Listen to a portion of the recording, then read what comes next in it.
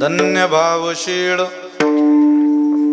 भावशीळ ज्यांचे हृदय निर्मळ, पूजी प्रतिमेचे देव संत म्हणती तेथे भाव. विधी निषेध नेनती एकनिष्ठा धरुणी चित्ती, पूजी प्रतिमेचे देव संत म्हणती तेथे भाव. तुका म्हणे तैसे देवा, तुका म्हणे तैसे देवा होणे लागे, त्यांच्या भावा पूजी प्रतिमेचे देव संत म्हणते तेथे भाव. मुक्ताबाई नमो त्रिभुवन पावनी, मुक्ताबाई नमो त्रिभुवन पावनी.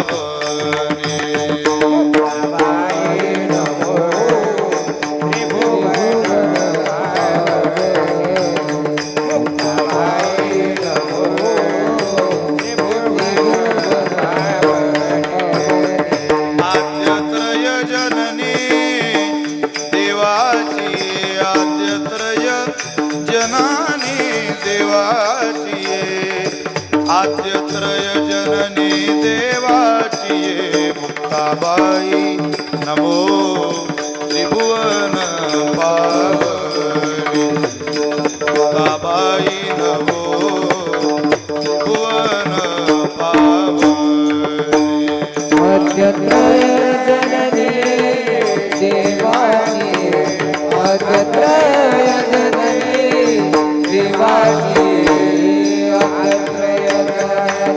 देवाची, मुक्ताबाई नमो त्रिभुवन पावनी, मुक्ताबाई नमो त्रिभुवन पावनी.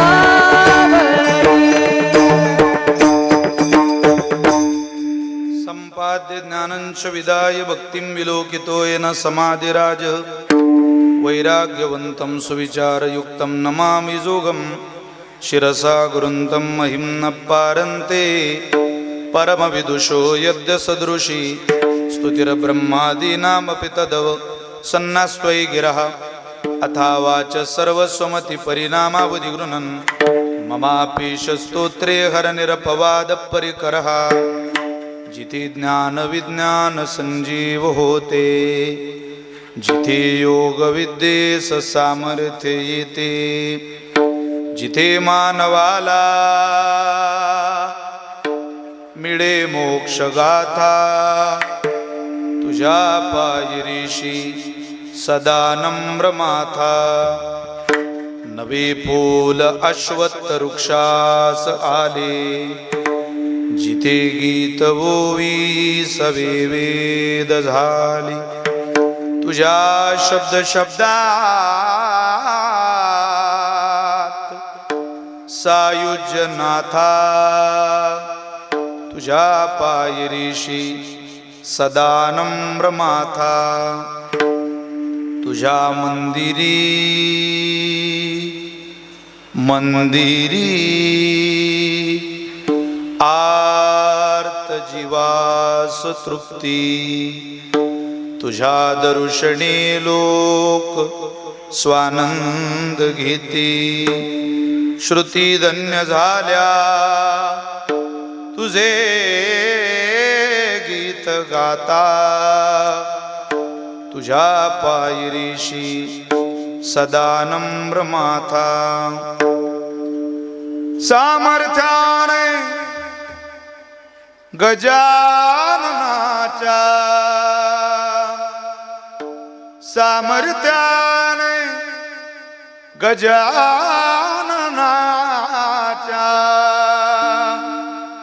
संकट जाई मागारा, गण गण गणात होते, गण गण गणात होते, गण गण गणात होते. गण गण गणात होते, गण गण गणात होते.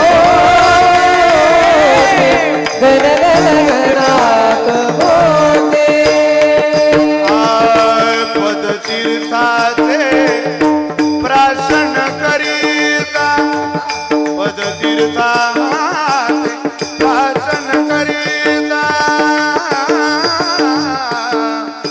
ओ मुखी झळकले ओ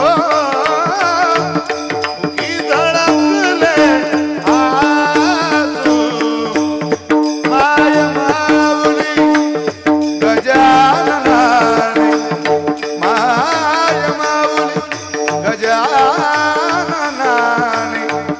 क्षणात कुसले आसू कुसले आसू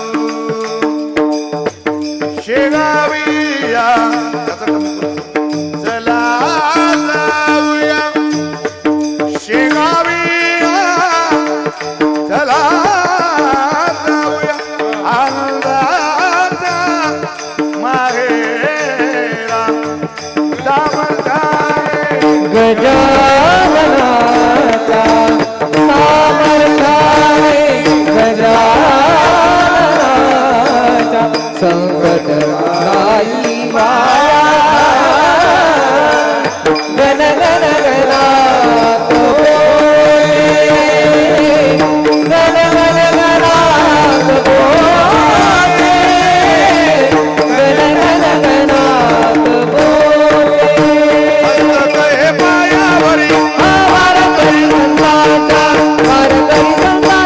वारकरी संतांचा वारकरी संतांचा पायावरी वारकरी संतांचा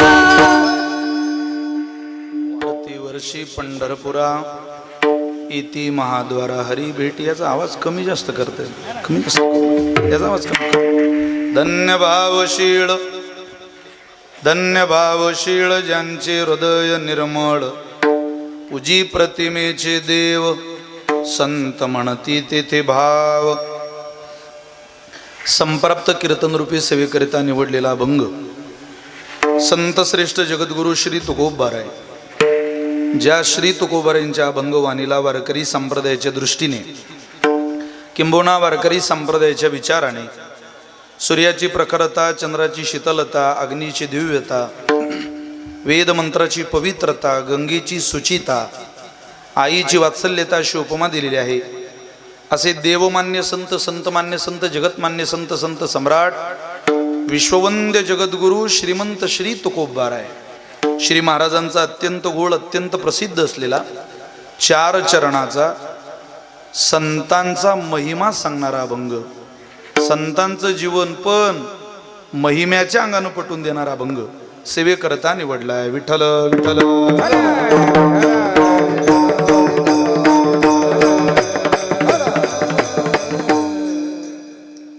आपल्या या तीर्थक्षेत्र बेलाड नावाच्या गावामध्ये एक आगळा वेगळा उत्सव यावर्षी संपन्न होतोय उपस्थितांना सगळ्यांना वंदन आहे सगळ्यांना धन्यवाद आहे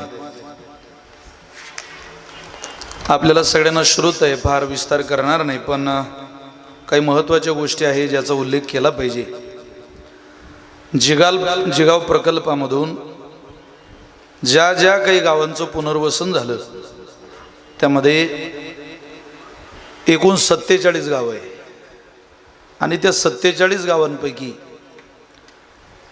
पहिला देखना 47 गावांमधला उत्सव या आदर्श गाव बेलाड या नगरीने करून दाखवलेला आहे सगळ्या ग्रामस्थांना मनापासून धन्यवाद दिली पाहिजे आपण सगळे धन्यवादास पात्र आहात मुळात आपली भूमीच पवित्र आहे ज्ञानोबा या भूमीचं वर्णन करतात बेलाड गावाचं वर्णन ज्ञानोबाऱ्यांनी केलं अहो ज्ञानोबाऱ्यांना बेलाड मग केलं त्यांनी ते तीर्थ ते क्षेत्र जगी तेची पवित्र भक्ती कथेसी मैत्र जया पुरुषा भक्ती कथेसी मैत्र ते तीर्थ ते क्षेत्र तुमच्या गावामध्ये या जागेवर कोणतं अधिष्ठान नसू द्या तरी तुमचं गाव क्षेत्र आहे आणि तुमच्या गावाला इथून गावातच धारेला वाहणारी कोणती गंगा नसू द्या तरी गाव तीर्थ आहे का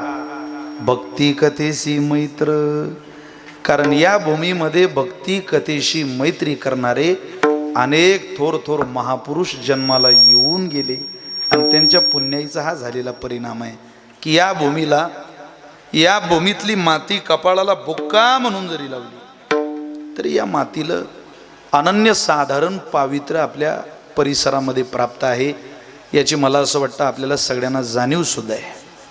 त्यामुळं या परिसराची ओळख, या गावाची ओळख जर करून द्यायची झाली, आता तुम्ही आमच्या परिसरामध्ये पहिल्यांदा आली सगळी गुणवान मंडळीत महाराष्ट्रातले, पण आमच्या विदर्भ, खानदेश, मराठवाडा, मध्य प्रदेश या 4 भौगोलिक प्रदेशाला जोडलेला हा टप्पा आहे. आम्हाला मध्य प्रदेश जवळ आहे. आम्ही मुळात तसे पश्चिम विदर्भातलीच माणसं आहोत.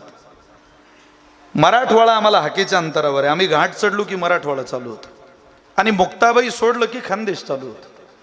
म्हणजे विदर्भ, खानदेश, मराठवाडा आणि मध्य प्रदेश ही 4ही भौगोलिक प्रदेश या गावापासून जवळ आहे.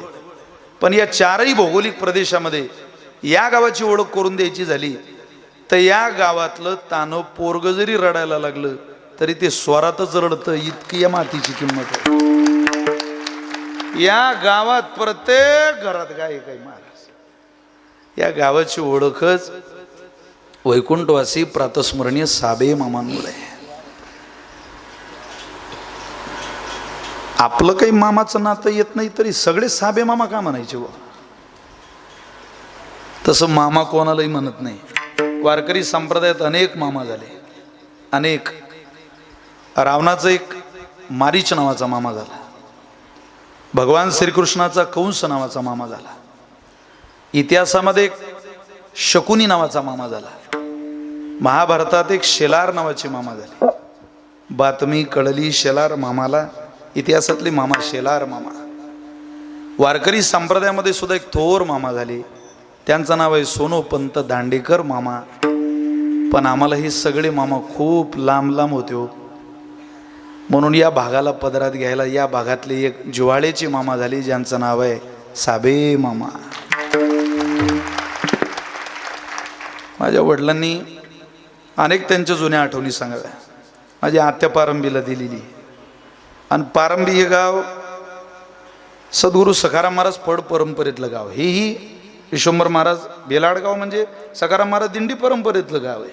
मला माहिती आहे की सखाराम महाराजांच्या दिंडी परंपरेचा सप्ताह इथं होतो. आता तो झाला. विश्वंभर महाराज परंपरेची सेवा करताय. बोले श्री गुरुजींच्या आशीर्वादानं उत्सव संपन्नतेला दिशेला जातोय असे श्रद्धेय तुकाराम बाबांच्या आशीर्वादानेच आपण सगळं कार्य पुढे नेतोय.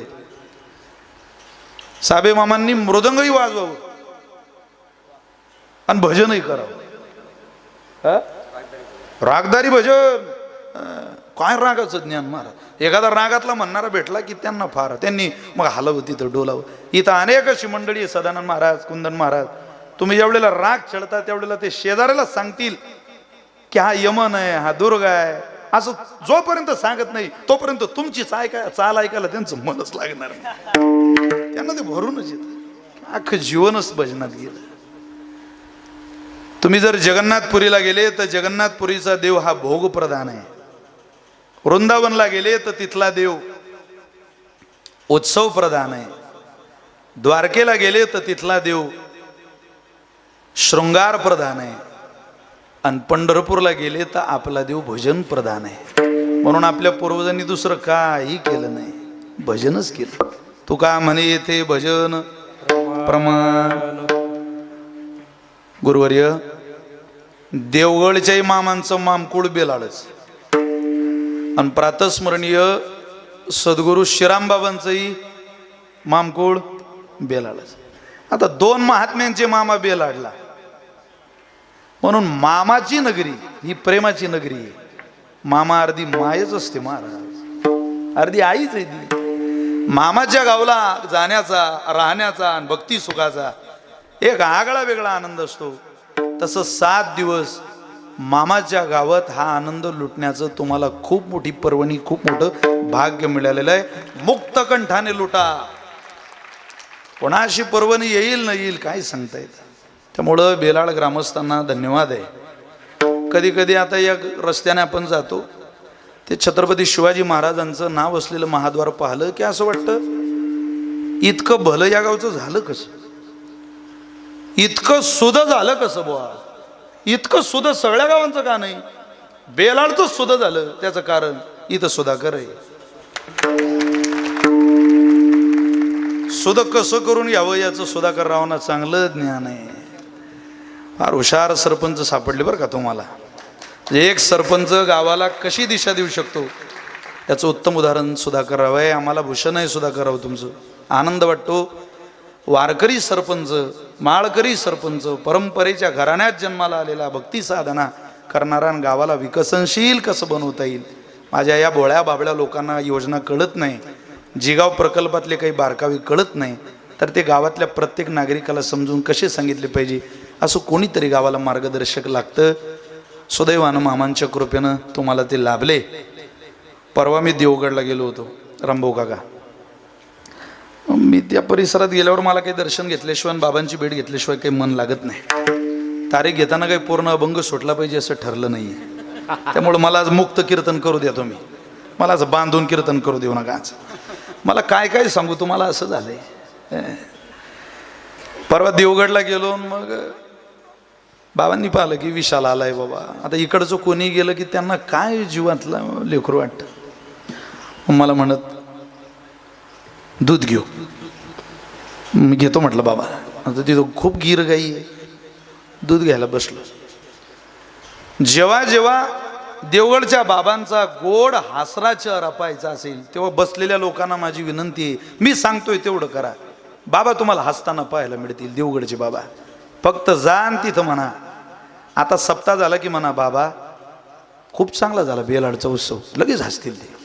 लगेच मी फक्त बेलाड नाव काढतो बरोबर त्यांच्या चेहऱ्यावर हास्य, लगेच हास्य. म्हटलं बाबा बेलाड, अरे हो यायचंय म्हणत मला. आता गुरुवार आहे, लवकरच निघायचं आहे. खूपच चांगल्या सोहळ्याची तयारी गावकरी करताय. खूपच आनंद. अगदी तुमच्या सप्ताहाची सुरुवातच त्या दिवशी झालेली. मी परवाच गेलो. काय रत्न आहे महाराज, काय कृपा आहे. साधू देखत राम. देवगडच्या बाबांना पाहिलं की भजनच करावं वाटतं. सखारामपूरच्या इलोऱ्याच्या बाबांना पाहिलं की भजनच करावं वाटतं. आणि या दोन्ही महात्म्यांचे आशीर्वाद कृपा तुम्हा सगळ्यांवरती आहे. चिखलाच्या गोळ्याला आकार द्यायला कुंभार लागतो, सोन्याच्या लगडीचा अलंकार घडवायला सोनार लागतो. तिसं बिघडलेल्या जीवनाला न्याय देणारा कोणीतरी देवगडच्या बाबासारखा एखादा कृपावंत महात्मा लागतो. महात्म्यानं दिशा दिली की मग उत्सव संपन्नतेच्या दिशेला जातो. गोमातेची पूजा, सद्गुरू गजानन महाराजांचं पूजन, मुक्ताबाईला वस्त्र, सगळ्या संस्थानांना धरून कार्यक्रम, सगळ्या कीर्तनकारांना, आपल्या भागातल्या मानकऱ्यांना पत्रिकेत मान, या बारीक बारीक गोष्टी बेलाडकडून शिकण्यासारख्या आहे. त्यामुळं बेलाड ग्रामस्थांना मनापासून धन्यवाद, प्रणाम. श्रीरामबाबांचा आशीर्वाद कार्यक्रमाला खूप मोठा आहे. जगदेव बाबांचा आशीर्वाद आहे. मी बेलाडच्या अनेक मंडळींसोबत भजन केलेलं आहे. आता जे या सगळ्यांसोबत मी भजन केलेलं आहे. मी मधु काका तुमच्यासोबत भजन केलं आहे. मी रमेश महाराजांसोबत भजन केलं आहे. मी सुभाष काका नाही का साबे त्यांच्यासोबत भजन केलं आहे. मुरली काका वारले, मी भजन केलं आहे मुरली काकासोबत. भजन मला आठवतं. मी 99ला पहिलं कीर्तन केलं आहे महाराज. शिबिरात आलो होतो 2001ला. रामभाऊ काकांना विचारा मुक्ताईनगरून. या भागातलं एक आगळं वेगळं व्यक्तिमत्व आहे रामभाऊ. राम भाऊ म्हटलं की वारकऱ्याची काय अडचण आहे, काय समस्या आहे, काय जिव्हाळा आहे, प्रेमानं जायचं, तेवढी अडचण सोडायची. गोड. मी शिबिरात राहिलो होतो. तेव्हापासून मी हे बेलाडगाव पाहतोय. आताच्या आमच्या पिढीत सुद्धा मी भजन करतोय. आमचे ज्ञानेश्वर महाराज साहेब, मी भजन केलंय ज्ञानप्रकाश. त्यांचा लय आग्रह होता, बाबा आलंच पाहिजे एकदा. मला संजय बाबांच्या माध्यमातून विठ्ठलबांनी फोन केला, तुम्हाला कीर्तन द्यावं लागतं. म्हटलं मला उद्या सकाळचं कीर्तन शिर्डीला आहे 9 ते 11, मी जाऊ कसा. पण म्हटलं नाही म्हणावं वाटत नाही राव, बेलाडला इतका देखणं असं. म्हटलं मी रात्रभर प्रवास करून जाईल, पण हा बेलाडचा सोहळा पाहूनच जाईल वा या डोळ्यानं. त्यामुळं इथला आनंद वेगळा आहे. गजानन महाराजांसोबत आता भजनच करतोय आपण. ही सगळी भजनानंदी मंडळी, म्हणून बेलाळमध्ये येतानाचा आनंद वेगळा आहे. सगळ्यांच्या चरणी प्रणाम आहे. गुरुवर्य श्रद्धेय तुकाराम बाबांच्या आशीर्वादाने आणि श्रद्धेय गुरुवर्य संजय बाबा पासपोर यांच्या मार्गदर्शनाने हा उत्सव संपन्नतेच्या दिशेला जातोय. बाबांच्या पवित्र उपस्थितीत कथाही संपन्न होते. आदरणीय श्रद्धेय श्री गुरु जगदेव महाराज साबे बेलाडकर बाबा याच कार्यक्रमाला बरं नसतानाही त्यांचा आशीर्वाद आहे, उपस्थित आहे. कार्यक्रमाला उपस्थित श्रद्धेय सगळीच महाराज मंडळी. काही नावं माझ्याकडून राहण्याची शक्यता आहे, पण आपल्या सगळ्यांबद्दल माझ्या अंतःकरणामध्ये भरपूर जिव्हाळा आहे, प्रेम आहे. गाथामूर्ती शिवशंकर महाराज, विश्वनाथ महाराज, शिवाजी महाराज, तेजराव महाराज आदी करून आमचे देवीदासजी महाराज पांडे, आढाव महाराज, म्हणजे भीमाशंकर बाबा लांबून आशीर्वाद द्यायला आलेत. गोड आपल्या परिसरातले रत्न विशाल महाराज अलमपूरकर, आदरणीय संदीप महाराज धामणगाव बडीहून आलेले आहेत. सगळी महाराज मंडळी, सद्गुरू सखाराम महाराज दिंडी परंपरेचे गादीपती, आदरणीय एक गोड व्यक्तिमत्व आहे आपल्या भागातलं. प्रत्यक्ष सखाराम महाराज म्हणून आपण त्यांचं दर्शन घेतो, त्याच कुळात त्यांचा जन्म आहे. असे आदरणीय विश्वंभर महाराज तिजारे कार्यक्रमाला उपस्थित आहे. उपस्थितांच्या सगळ्यांच्या चरणी प्रणाम करतो. एकदा जोरदार टाळी वाजवा या माझ्या सगळ्या साधकांकरता. महाराष्ट्र प्रेम करतो या लोकांवर. उभा महाराष्ट्र. 200-250 विद्यार्थी आहेत संस्थेला. आदरणीय त्र्यंबकेश्वरला संस्था आहे, आमचे विकासजी महाराज बेलुकर माझे सगळे मित्र आहे. गोड मित्रत्व जोपासून अत्यंत जीव लावणारी सगळी साधक आहे. हो, मुक्ताबाईला आले होते, भेटही झाली आणि आनंदही वाटला की आपल्या भागात सगळी मंडळी आलेली आहे. आदरणीय विकासजी महाराज बेलुकर, आदरणीय आसारामजी महाराज साबळे, भजन साथीला महाराष्ट्रातलं भजन वैभव श्रद्धेय कुंदनजी महाराज बोरशे आपल्या जळगाव जिल्ह्यातूनच आहेत. आदरणीय श्रद्धेय सदानंदजी महाराज कडुळे. एकदा या सगळ्यांप्रती करुणा प्रेम भावना व्यक्त करतो. गोड छोटासा वादक आहे, त्यालाही धन्यवाद देतो, प्रणाम करतो आणि मिळालेल्या वेळेमध्ये या अभंगाची काहीशी सेवा करण्याचा प्रयत्न करतो. विठ्ठल विठ्ठल.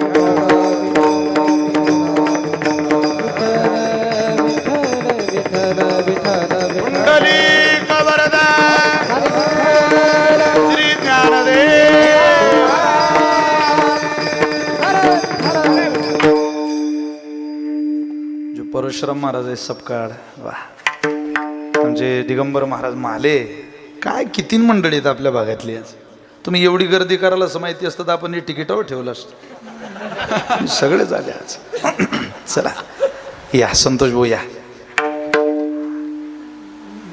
या व्यक्तिमत्वाने सुद्धा एक असा सोहळा आयोजित केलेला आहे बरं का. आता 3 मे ते 10 मे सगळे या धोपेश्वर संस्थान हरसोळ्याला त्यांच्या स्कूलचं ओपनिंग आहे. आईच्या नावाने मातोश्री वच्छलाबाई रायपुरे पाटील यांच्या नावाने त्यांनी नर्सरी कॉलेज ज्युनियर कॉलेजचं ओपनिंग ठेवलेलं आहे.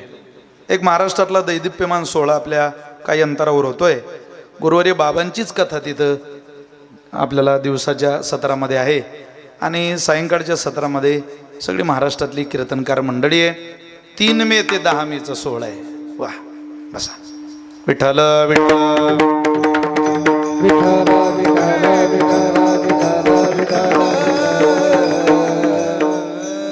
जगद्गुरु तुकोबर यांचा 4 चरणाचा अभंग मी आपल्या समोर म्हटलेला आहे.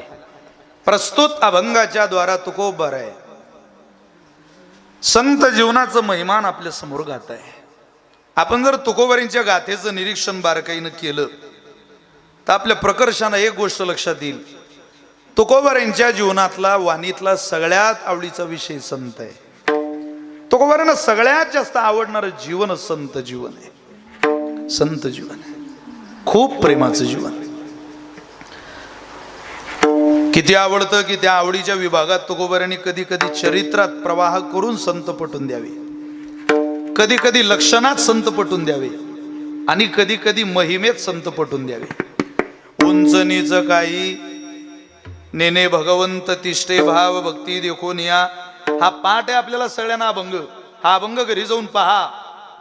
या अभंगामध्ये तुकोबरांनी संत जीवनच पटवून दिलं, फक्त चरित्राच्या आधारानं. कोणाकडं परमात्मा काय काम करतो, काय सेवा करतो याच्या आधारानं संत जीवन पटवून दिलं. कधी कधी तुकोबाराय संत जीवनाचा प्रवास लक्षणाच्या आधारानं पटवून देतात. नाही प्रतिज्ञा मात्रेन. गुरुवरे शारंगधर महाराज गोळेगावकरांच्या मुखात कायम ही उक्ती असते, कायम तुम्ही त्यांची कीर्तन ऐका. नाही प्रतिज्ञा मात्रेन वस्तु सिद्धीर भवती किंतु लक्षण प्रमाणाभ्याम वस्तु सिद्धीर भवती. वस्तूची सिद्धी होण्याकरता जसा नाण्याच्या दोन्ही बाजू सापेक्ष ठेवाव्या लागतात, तसं संत जीवन जगताला पटवून देण्याकरता कधी कधी ते जे ज्या ज्या भाषेत कळेल त्या भाषेत समजून द्यावं लागतं. म्हणून कधी कधी लक्षणाच्या आधारानं सांगितलं. काही अभंग तुकोबारांचे इतके गोळ आहे की त्या अभंगामध्ये संत असा शब्दच आलेला नाही, पण वर्णन संताशिवाय नाही, संत असा उल्लेख नाही. धन्यते संसारी दयावंत जे अंतरी मना मना येथे उपकारासाठी आले. गरजा वैकुंठी लटिके वचन नाही देही उदासीन मधुरा वाणी ओठी तुका म्हणे वाव पोटी. कुठे वसंत हा शब्द? मग हे वर्णन कोणाचं आहे? याला म्हणतात किंतु लक्षण प्रमाणाभ्याम. लक्षणाच्या आधारानं जीवन पटवून दिलं. जसं ज्याला कळेल तसं, जसं एखाद्या इलेक्ट्रिकच्या डीपीवर लिहिलेलं असतं, ज्याला जसं कळेल तसं त्यानं डीपीवरचं वाचायचं. पहिल्यांदा डीपीवर लिहिलेलं असतं डेंजर इंग्रजीमध्ये, त्याला हात लावू नका बाबा, this is a very dangerous, danger लिहिलेलं असतं. इंग्रजी ज्याला कळत नाही त्याच्याकरता हिंदीत लिहिलेलं असतं, या खतरा आहे असतं ना. ज्याला हिंदी कळत नाही त्याच्याकरता मराठीत लिहिलेलं असतं, सावधान येथे धोका आहे. या वरच्या तिन्ही भाषा ज्याला कळत नाही त्याच्याकरता तिथे एक चित्र काढलेलं असतं.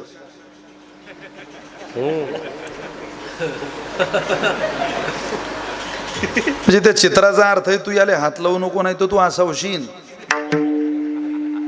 सरळ अर्थ आहे. जसं ज्याला कळेल तसं सांगण्याची पद्धत तुकोबारांनीच वापरली. बाबा या विठ्ठल विठ्ठल विठ्ठल विठ्ठल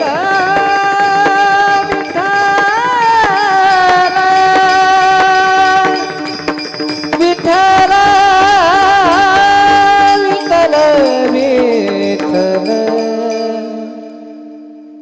वासुदेवानंदजी सरस्वतीजी बाबा वा, कार्यक्रमाला आशीर्वाद द्यायला झाले गावाला.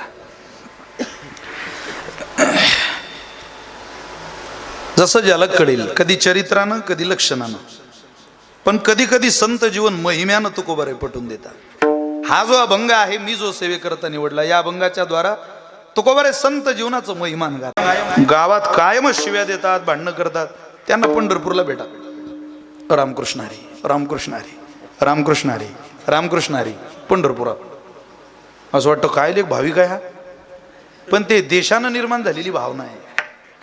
त्याचं रामकृष्ण हरी तिथंच ऐकून घ्या, गावात नाही जमत त्याला, ते देशात भावना.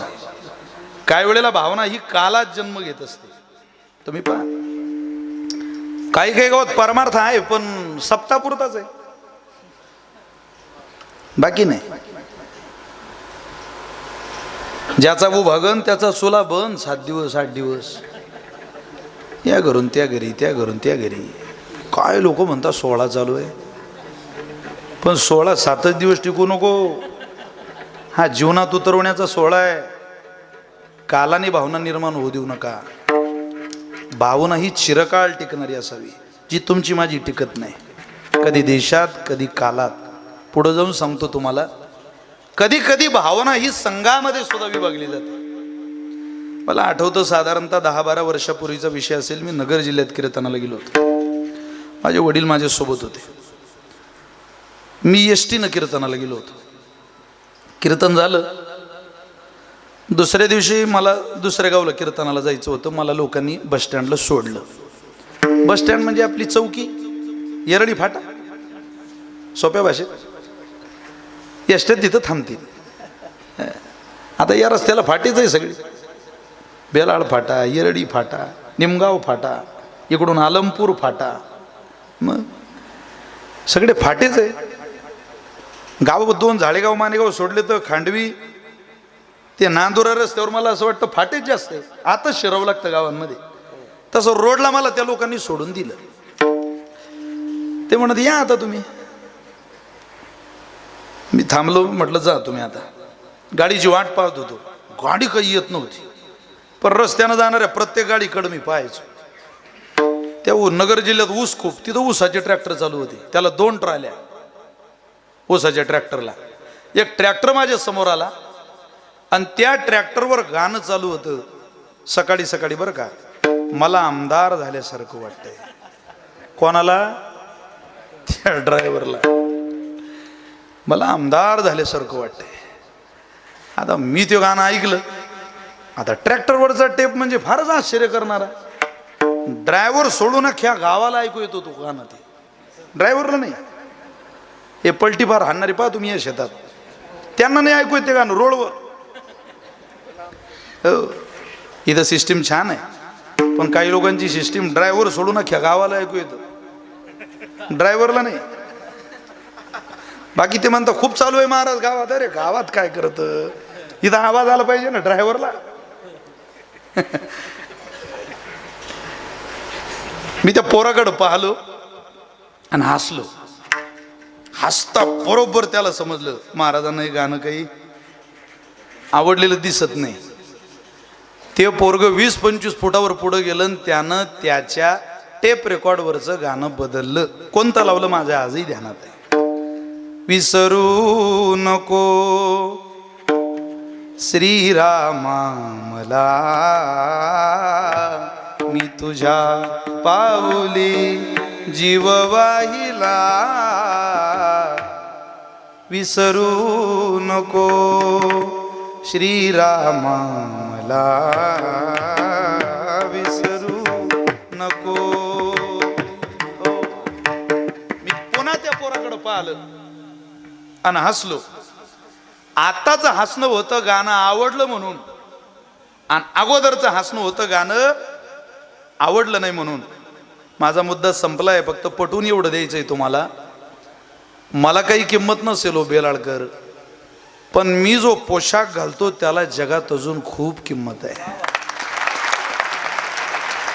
अरे एका कीर्तनकाराच्या पोशाखाकडे पाहून एका ट्रॅक्टर चालवणाऱ्या पोराला त्याच्या टेप रेकॉर्डवरचं गाणं बदलं व्हावं वाटलं. ही संघाने निर्माण झालेली भावना आहे, जी कधी देशात जन्म घेते, जे कधी कालात जन्म घेते, आणि जे कधी संघात जन्म घेते. संघात संजायते कामात, कामात क्रोधो विजायते. जशी जशी ज्याच्या ज्याच्या सहवासात जाईल तशी जपस तदर्थ भावना. जसा जप कराल, ज्या दिशेला जाल, तशीच तुमची भावना होणार. आपली भावना ही प्रवाहित आहे आणि संत जीवनाची भावना ही थांबलेली आहे. आपली भावना प्रवाहित आहे, पण भावना हेच ज्यांचं जगणं आहे, भावना हेच ज्यांचं जीवन आहे, ते संत आहे.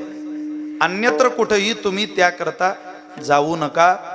तुम्हाला जर संत जीवनाचा परिचय घ्यायचा असेल तर तुम्ही कोणी अनुषंगानं संतांकडे जा, कोणी जा, पण याच जन्मात जाता येईल बरं का, अनिक नाही. तुकोबारांचं एक प्रसिद्ध नाट आहे. आमचे ते लखन महाराज पाटील आले होते माझ्यासोबत. सगळे नाट पाठ आहे त्यांचे, आमच्या मुक्ताबाई संस्थेचे कीर्तनकार आहेत. कुठं बसले ते? पुढे या लखन महाराज, इकडे इकडे असं उभं राहू नये तुम्ही, इकडे या मुलाकडे तुम्ही बघा. यांच्या सगळी भजनी मालिका पाठ आहे बरं का, अख्खी मालिका. जोग महाराज वारकरी शिक्षण संस्थेच्या पहिल्या क्रमांकाची ते चांगल्या मार्कानं पास झालेली विद्यार्थी. आता 75 दिवसात त्यांनी नर्मदा मातेची परिक्रमा केली. मुद्दाम आले बेलाडला, म्हटलं चला महात्म्याच्या गावात जायचंय आपल्याला. असं आहे.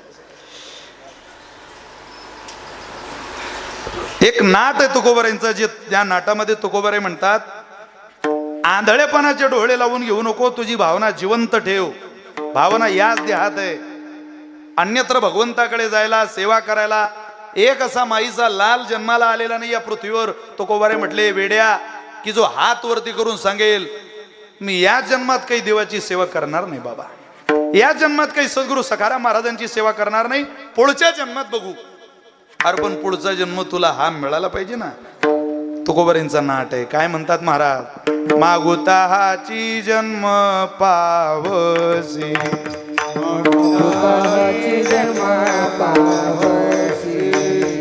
भोगिले सुख दुःख जानशी,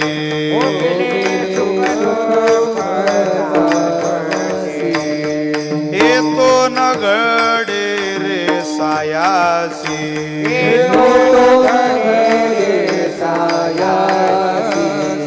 कारे अंध होसी जाणून या, लक्ष 84 न चुके मेरा, लक्ष 84 न चुके मेरा.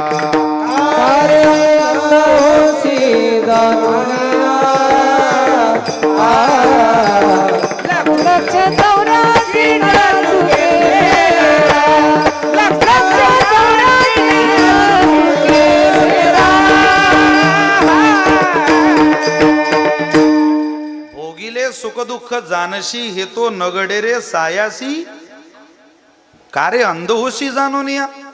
हेच उदाहरण ज्ञानेश्वरीमध्ये तुकोबारांनी दिलं. ऐका नीट. तुम्ही बोर झाले का, मी घरी जाऊ का, सावकाश लक्ष देऊन कीर्तन ऐका. तुकोबारांनी जसं उदाहरण दिलं गाथेमध्ये, ज्ञानोबारांनी तसं उदाहरण दिलं. पहा किती गोड ओवी. एक व्यक्ती येरडीवरून जळगाव जामोदकडे जायला निघाला. बेलाडच्या पुढचं गाव येरडी. तो निघाला पायदळ.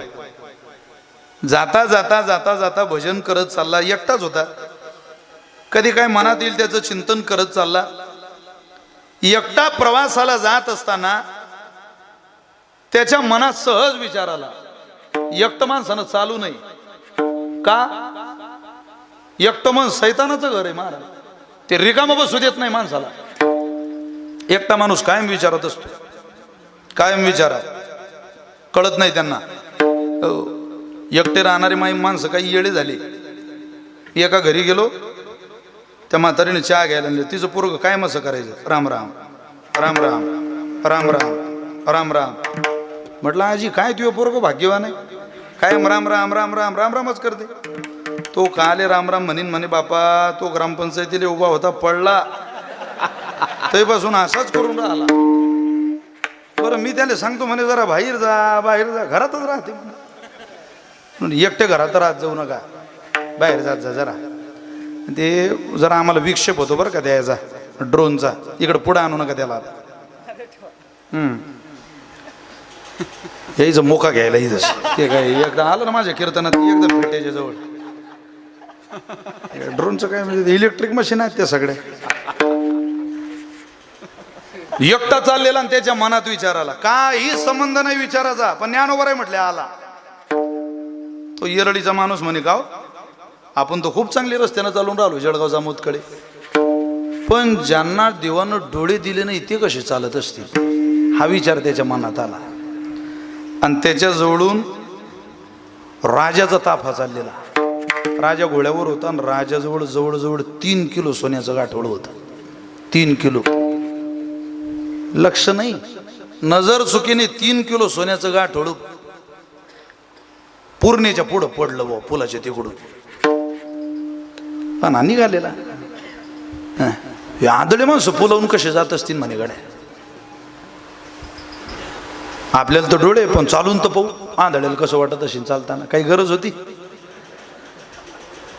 यानं केले ना. हो उघडले डोळे बंद, नुसते बंद नाही केले, त्याचा बंद केलेल्या डोळ्यावरही विश्वास नव्हता हे उघडतील का. हात ठेवले डोळ्यावर, पण चालायला लागला. अरे राम राम राम राम. ज्ञानोबा म्हटलेले का 18 विश्व दारिद्र्य, इतकी मोठी गरिबी तुला, 3 किलो सोन्याचं गाठोडं तू या नशिबा करता घातलं. हा त्या गाठोड्यापर्यंत गेला आणि याला ठोकर लागली. बरं आता ठोकर लागल्यावर तो पाव ना, तरी तो ठोकर लागून काय म्हणे, एवढं तेवढं पाहतो का आता मी, नाही आता नको पाहू. एक पाऊल मागे आला आणि बाजूला झालं त्या गाठोड्याच्या, आणि परत चालत आला. ज्ञानोबा बोलतात, कैचे प्राप्तीचे वेळे निदय आंधळेपणाचे डोळे की असते आपुले डोळे आपण झाकी.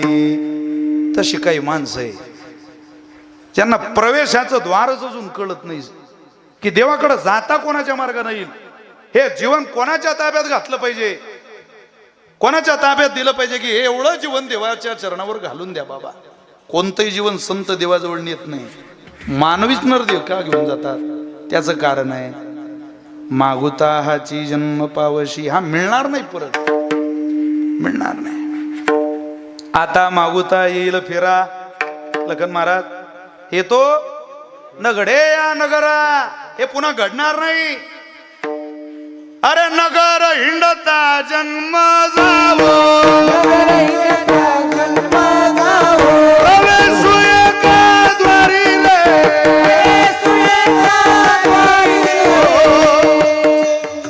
तिसरं उदाहरण, आता तुमच्या गावाला कंपाऊंड केलेलं आहे बघा, गृहीत धरा. काही गावाला आता पुनर्वसित गावांना कंपाऊंड आहे, एकच दरवाजा आहे, जाण्याचाही तोच आणि यायचंही तोच. नगर हिंडता जन्म जाओ परिप्रवेशू एका द्वारी रे. पूर्वी गावकुसा असायच्या, अख्ख्या गावालाच कडेलोट असायचं, भिंत असायची. एका जणाला गावात जायचंय, तो दोन्ही डोळ्याचा आंधळा आहे आणि तो म्हणतो तेवढं छत्रपती शिवरायांचं महाद्वार दाखवा मला. बेलाडच्या माणसाला काम होतं अर्जंट नांदुऱ्यात. तो म्हणे भाऊ मला टाइम नाही एवढा, पण मी एक काम करतो, तुमचा हात भिंतीला लावून देतो, जिथं भिंत संपली तिथून आज जा. तो एकच दरवाजा आहे आमच्या गावाला, भिंत सरली की दरवाजा आहे. पण बरं बरं बरं तुम्ही द्या माझा हात भिंतीला लावून. हात भिंतीला लावून दिला आणि चालायला लागला, भिंतीला हात लावत लावत लावत लावत लावत लावत छत्रपती शिवाजी महाराज प्रवेशद्वार आलं आणि त्याला खाज सुटली. बरं त्यानं थांबावं ना खाजवायला, तो खाजवतही राहिला आणि चालतही राहिला. खाजवता खाजवता आणि चालता चालता महाद्वार गेलं मागं निघून. हात लावला तर परत भिंत. नगर हिंडता जन्म जाऊ परिप्रवेशू एका द्वारे रे. तसे काही माणसं नगर हिंडत आली, त्यांना अजून काही संत जीवनाकडे जावं वाटत नाही.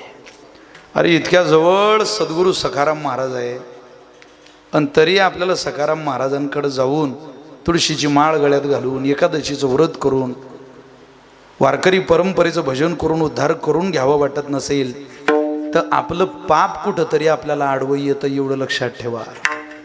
पुण्य माणसाला संतांकडे नेतं आणि पाप संतान जोडून परत आणतं.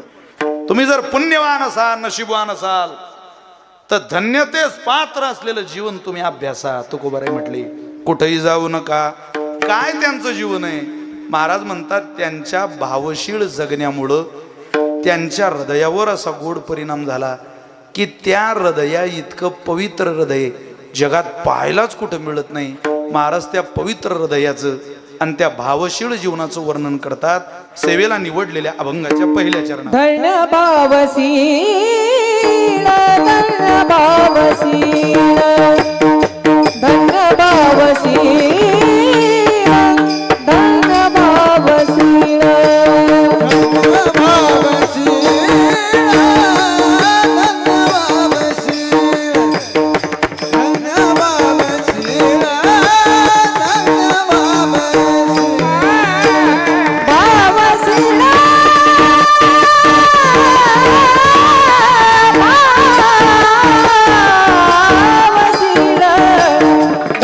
भावसीळ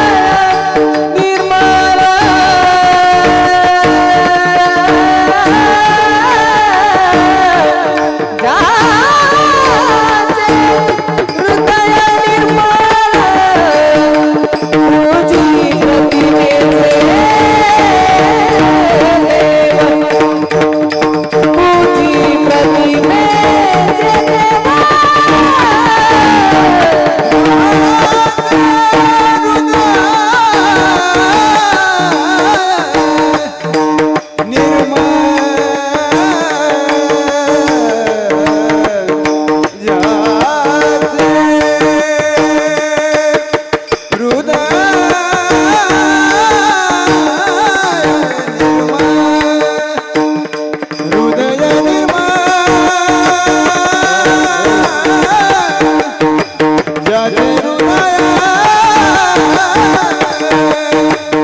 निर्मळ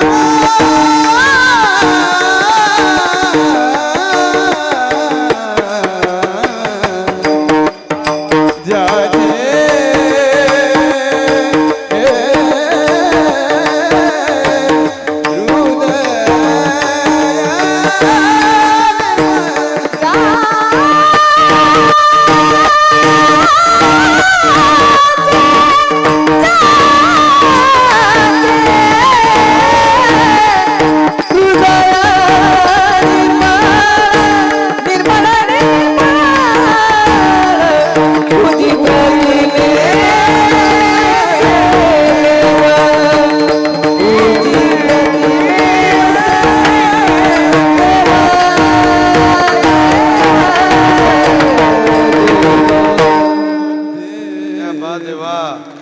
सदानंद बाबा, कुंदन बाबा, वा भजनच आहे महाराज.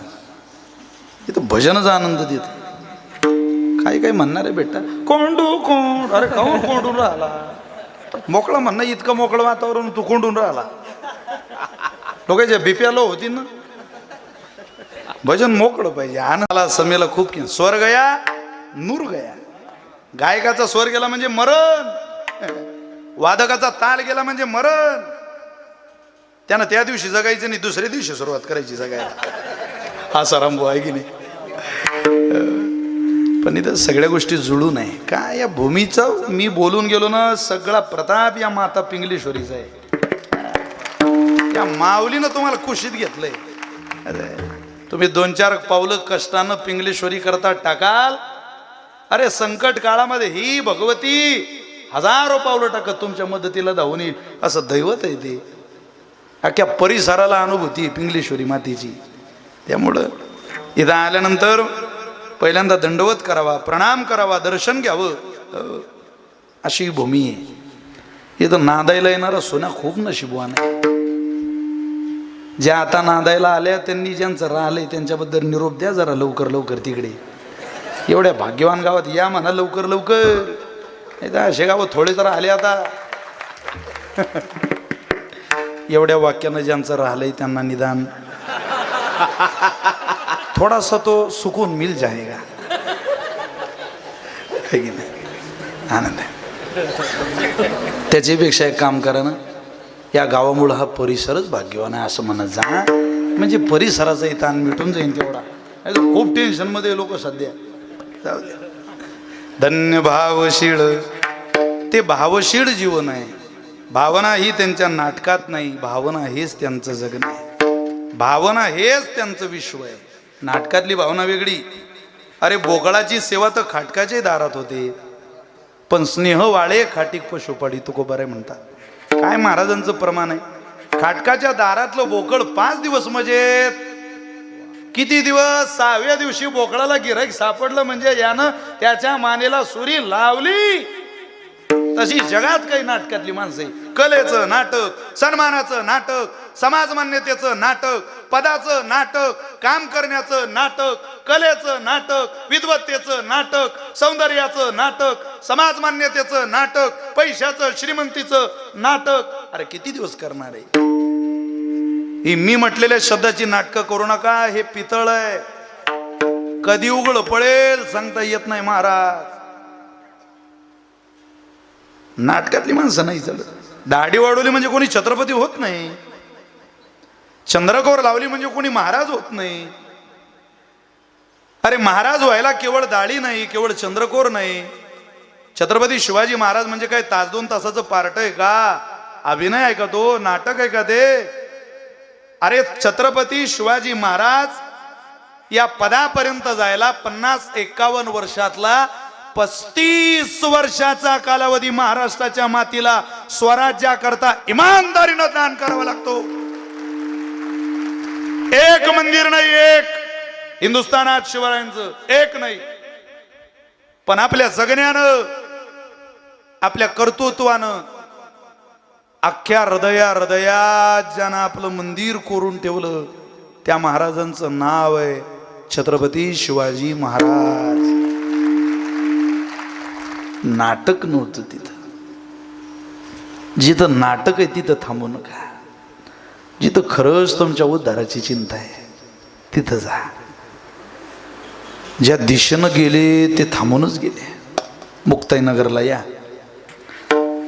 आता करोडो रुपयाचं मुक्ताबाईच्या मंदिराचं काम अंतिम टप्प्यात आहे. आदरणीय खडसे साहेबांची इच्छा होती मंदिर झालं पाहिजे. रक्षाताई खासदार झाल्या, आता केंद्रात रक्षाताई मंत्री आहे. जी मंडळी तिथं लोकप्रतिनिधी आली, आपण मंदिराकरता काही केलं पाहिजे या उद्देशानं मंडळी पुढं गेली. मंदिर उभं राहील. भव्य दिव्य मंदिराचं काम. संस्थानचे अध्यक्ष भैयासाहेबांना, गुरुवारी हरणे महाराजांना, आम्हाला सगळ्यांना सोबत घेऊन शासनाने एक चांगल्या दर्जाचं मंदिर उभं केलेलं आहे. मला आनंद वाटतो सांगायला, निवृत्ती, ज्ञानदेव, सोपान, मुक्ताबाई, एकनाथ, नामदेव, तुकाराम या 7 संतांमध्ये सगळ्यात मोठं मंदिर आपल्या मुक्ताबाईचं आहे. येणाऱ्या काळात पंतप्रधानांच्या हस्ते सोन्याचा कळस मुक्ताबाईच्या मंदिराला बसवायचा. सोन्याचा. सखाराम बाबाचं जे स्वप्न होतं ते पूर्णच करायचं. महाराजांचं स्वप्न होतं. बाबांनी पहारा दिलाय, दिंडी चालवली. आज पंढरपूरच्या मठात दत्तघाटावर जर तुम्ही गेले तर तिथं त्या मठाला ज्या वरच्या कैच्या आहे ना, त्या श्रीरामबाबांनी दिलेल्या आहे. ते मठात कीर्तनाला यायचे आणि त्यांनी पाहिलं, मग मी देतो काहीतरी मठाला. मग कैच्याही दिल्या आणि सगळे पत्रही वरचे टाकून दिले. का हो येरडीकर, सगळे वरचे पत्र. आजही आहे श्रीरामबाबांची आठवण आहे तिथं. भोजींचं कीर्तन असतं त्रयोदशीला. पण आता तुम्ही एकादशी झाली की सकाळीच पहाटे 7ला 12 सोडता. तुम्हाला काय कीर्तन माहिती हे आपल्या सखाराम महाराज फडपरपरीची. जरा थांबत जा. पौर्णिमेपर्यंत दर्शन झालं की लोक म्हणतात, म्हणजे झाले समाधान. तुकोबाराय म्हणतात, नामदेवराय म्हणतात, आम्हाला समाधान वाटलं बा, आता देव पाहिला की इथंच राहू वाटतं आणि आपल्याला देव पाहिलं की घरी जाऊ वाटतं. हा बदल आहे तुमच्या माझ्यातला. मुक्ताईनगरला जर तुम्ही आले, मी तुम्हाला हृदय सांगतोय, भावशीळ जगण्याचं हृदय कसं आहे. मुक्ताईनगरला तुम्ही जर आलात तर मुक्ताबाईचा गौर वर्णाची मूर्ती आहे. मुक्ताबाईचे सुंदर केस, सरळ नासिका, पाणीदार डोळे, लखलखीत कोटी सूर्याचं तेज मुक्ताबाईच्या चेहऱ्यावर आहे. तुम्ही बारकाईनं मुक्ताबाईचा चेहरा पहा, अख्खा रंग गौर आहे. आणि मुक्ताबाईच्या डाव्या गालावर काळा डाग आहे. कशाचा आहे गौर वर्णावर, गोऱ्या गालावर काळा डाग कसा काय मुक्ताबाईच्या? आपल्या आईच्या गालावर डाग. पण तो डाग त्याचा आहे ज्या बहिणीला ज्ञानोबारायांकरता मांडे भाजायचे म्हणून आळंदीतून सिद्ध बेटात खापर न्यायला लागल्या, त्यावेळेला विसोबानं अडवलं, खापरही फेकलं आणि मुक्ताबाईच्या थोबाडीतही मारलं. पण जो थोबाडीत मारतो त्याची सुद्धा खून सांभाळण्याचं अंतःकरण हृदय जिथं आहे त्यांना संत म्हणतात. ज्यांचे हृदय निर्मळ, अद्वेष्टा सर्वभूतानां, मैत्र करुणेवच, निर्ममो निरंकार, समदुःख सुखक्षमी. कोण थोबाडीत मारणाऱ्याचं भूषण मिरवेल? मिरवेल नाव? खापर न देणाऱ्याचं भूषण कोणी मिरवेल? पण असं अंतःकरण जगाच्या पाठीवर केवळ संतांचं आहे. तुम्ही त्यांच्याकडे जा. महाराज आणखी काय विशेष हो त्यांच्या आयुष्यातलं? पूजी प्रतिमेचे देव. ते प्रतिमेच्या देवतेची पूजा करतात. म्हणजे आपल्या परंपरेमध्ये प्रतिमेच्या देवतेचे काही प्रकार आहे बेलाळकर. पहिला प्रकार आहे रेख्य, दुसरा प्रकार आहे लेप्य, तिसरा प्रकार आहे दारुमयी, चौथा प्रकार आहे धातुमयी आणि 5वा प्रकार आहे शैली. रेख्य, लेप्य, दारुमयी, धातुमयी, शैली हे मूर्त्यांचे प्रकार आहे. रेख्य मूर्ती म्हणजे बऱ्याचदा पुणे मुंबईमध्ये वडाचं झाड दिसत नाही, मग तिथं महिला रेषा ओढून मूर्ती काढतात, चित्र काढतात. त्यांना वटपौर्णिमेला पूजा करायची असते वडाची, मग त्यांना वडाचं चित्र पाहिजे. वड नाही तर वडाचं चित्र काढायचं. ते कागदावर चित्र काढायचं आणि एका पुठ्ठ्याला चिपकवायचं. कशाचं चित्र? वडाचं. आणि त्या चित्राला दोरा गुंडाळतात महिला आणि म्हणतात वडापाव वडापाव वडापाव वडापाव, म्हणजे वडा मला पाव, वडा मला पाव, 7 जन्म मला हाच पती वगैरे वगैरे असं ते मागितलं जातं. त्याला दोरा गुंडाळून. याला रेख्य मूर्ती म्हणतात. दुसरी मूर्ती लेप्य. मारुतीरायाची मूर्ती कशाची? ती शेंदूर लेप चढवलेला मूर्ती, लेप्य मूर्ती. तिसरी मूर्ती दारुमयी आहे. जगन्नाथपुरीला चला. दारुमयी म्हणजे तिकडं जाऊ नका, जगन्नाथपुरीला. संस्कृत मध्ये लाकडाला दारू म्हणतात. जगन्नाथाची मूर्ती लाकडाची, दारुमयी मूर्ती. आपल्या वैदिक परंपरेमध्ये लाकडाच्या मूर्तीची पूजा मान्य आहे. तुकोबारे म्हटले मला माहिती नाही, पण ते मूर्तीची पूजा करतात असे ते संत आहे. रेख्य, लेप्य, दारुमयी. चौथा मूर्तीचा प्रकार आहे धातुमयी. धातुमयी मध्ये सोनं आलं, चांदी आली, तांब पितळ आलं. आपल्या भागात अशी पद्धत आहे, सोन्याचा कृष्ण आला की सासू आपला कृष्ण विसर्जित करते. तुमच्याकडे आहे का मला माहिती नाही, पण सून कृष्ण घेऊन आली की सासूचा कृष्ण विसर्जित करायचा. माता माऊल्यांनो, तो जर तांब्या पितळाचा असेल तर तांब्या पितळाची मूर्ती 1 पिढी वापरावी म्हणतात. चांदीची मूर्ती 3 पिढ्या वापरायची आणि मग विसर्जित करायची. पण मूर्ती सोन्याची आहे, मग ती विसर्जित करता येत नाही. मग त्या मूर्तीचं काय करायचं बा? ती माझ्यासारख्याला, म्हणजे ज्याला पूजेची आवड आहे त्याला ती द्यायची. मला आवड आहे पूजेची, मला लई आवड आहे पूजेची. सोन्याची मूर्ती पूजेला द्यावी. कोणती मूर्तीची पूजा करता मला माहिती नाही, पण रेख्य, लेप्य, दारुमयी, धातुमयी आणि 5वा मूर्तीचा प्रकार आहे शैली. या 5 मूर्त्यांची कोणत्या तरी मूर्तीची ते पूजा करत असतील. आमचे संत हे मूर्ती पूजक संत आहे. आपल्या वारकऱ्याला दररोज गाथा ज्ञानेश्वरी जवळ ठेवून 1 तरी मूर्ती सोबत ठेवावी लागते आणि तिची सकाळी पूजा करावी लागते. आपल्या परंपरेचा तो धर्म आपल्या संतांनी आपल्याला शिकवलेला आहे. पण का हो, त्या संतांकडे जर तुम्ही गेलात तर त्यांच्या मूर्ती पूजकतेचा आणि भगवत पूजनाचा भाव हा कोणाच्या आधाराने चालतो? ते स्वतः संत आहे, पण भाव दुसऱ्याचा घेत नाही. जिथं संत सांगतील त्याच भावनेने संत जीवन जगता. हे संतांचं वैशिष्ट्य. अभंगाचं 2रं चरण. पूजी प्रतिमेचे देव, पूजी प्रतिमेचे देव, पूजी प्रतिमेचे देव, पूजी प्रतिमेचे देव,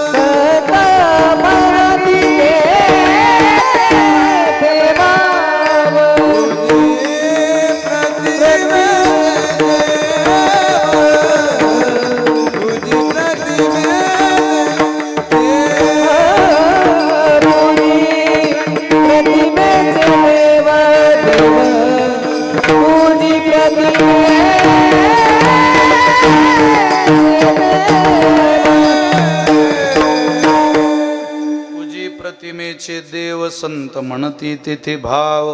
ते प्रतिमेच्या देवतेची पूजा करतात आणि संत म्हणतील तिथंच श्रद्धा भाव ठेवतात.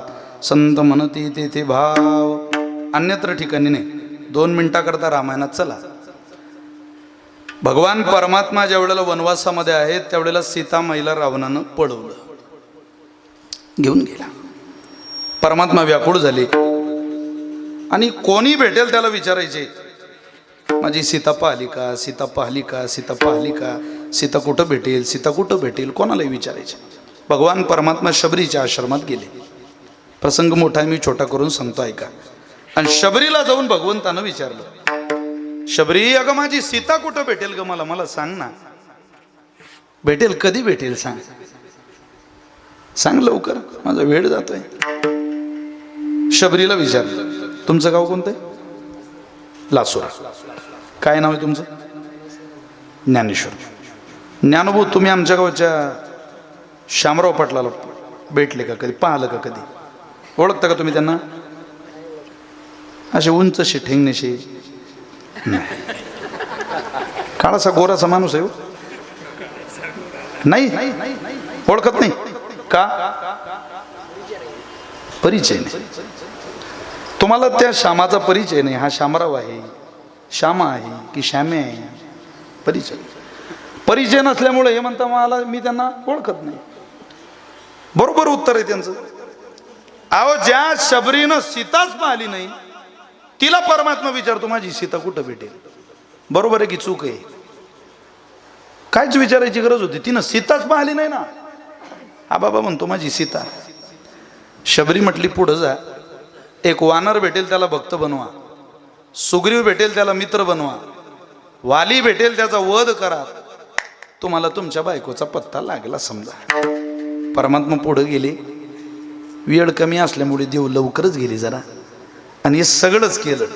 मारुतीराला भक्त, सुग्रीवाला मित्र आणि वालीचा वध केला. वाली मेला, मरणार, खाली पडला. आता काही शेवटचे श्वास आहे, मेला आता समजा संपला. पण संपणाऱ्या वालीनं काही प्रश्न देवाला विचारले. देवा तसं तर या रघुकुलाचा खूप आदर होता मनात, पण आज सगळा उतरला. वदिशो द्विषमो यथा, तू देव नाही देवा.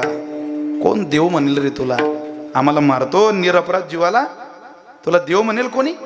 काय वाईट केलं सांग ना आम्ही तुझं. अरे तुझी बायको ज्यानं पळवली तो मजेत आहे आणि आम्हाला मारतो. काय चुकलं? तुझी बायको परत मिळावी म्हणून जर इतका अट्टहास आग्रह असेल देवा, तर माझ्या बायकोच्या डोक्यावरचं कपाळावरचं कुंकू त्या महिला पुसताय, तिच्या हातातल्या बांगड्या फोडताय, त्या माझ्या बायकोची काय चूक आहे? का मारलं मला? या वानरांवर तुझा राग असेल तर हा हनुमंतराय तुझा भक्त आहे, माझा भाऊ तुझा मित्र आहे.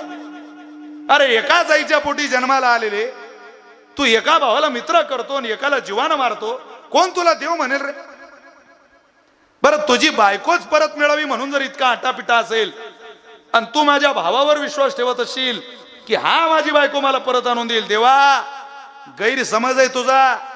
तुझी बायको परत मिळवण्याची ताकद जर सुग्रीवाच्या अंगात असती तर त्याला विचार त्याची बायको कुठे?